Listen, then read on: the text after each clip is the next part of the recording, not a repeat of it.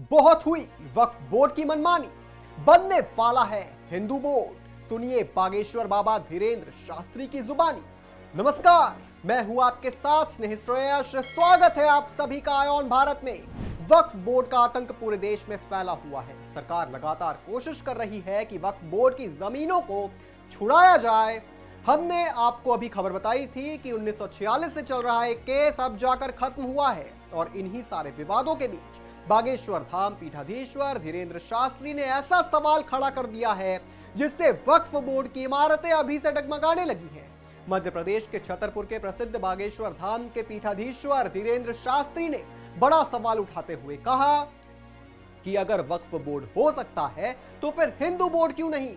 धीरेन्द्र शास्त्री ने आगे कहा कि षड्यंत्र और प्रपंच रचने वाले सभी ताकतों पर रोक लगाकर हिंदू बोर्ड बनाए जाने की हम पूर्ण रूप से मांग कर रहे हैं। उन्होंने आगे कहा कि हिंदुओं की सहनशीलता देखकर हमारा खून उबाल मार रहा है कि हम लोगों के सामने कुछ लोग कितने बड़े बड़े प्रपंच रच रहे हैं। इसके पहले बागेश्वर धाम बाबा ने मध्य प्रदेश में एनसीईआरटी की परीक्षा 3 की पर्यावरण पुस्तक को लेकर बयान दिया था।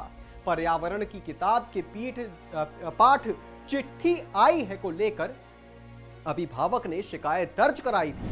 खजुराहो के रहने वाले डॉक्टर राघव पाठक ने इसकी प्रशासन को शिकायत आपत्ति जताई थी। उसके बाद से ही मामला लगातार तूल पकड़े हुए है। अब बाबा बागेश्वर के बयान के बाद यह पूरा मामला और गर्मा गया है।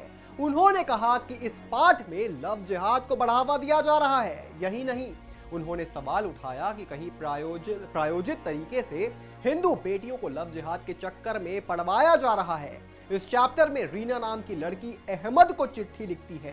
धीरेन्द्र शास्त्री ने सवाल उठाया कि रीना ने अहमद को ही चिट्ठी क्यों लिखी। वह आकाश, अविनाश, आदर्श किसी को भी चिट्ठी लिख सकती थी। उन्होंने दावा किया कि यह सोची समझी साजिश के चलते हो रहा है। इससे लव जिहाद को बढ़ावा दिया जा रहा है। धीरेन्द्र शास्त्री ने कहा था, छोटे बच्चों में इस तरह की भावनाएं विकसित करने वालों के खिलाफ कठोर कानूनी कार्रवाई होनी चाहिए। और धीरेन्द्र शास्त्री की बात सही है। अगर देश में वक्फ बोर्ड हो सकता है, जैन बोर्ड हो सकता है, तो हिंदू बोर्ड क्यों नहीं।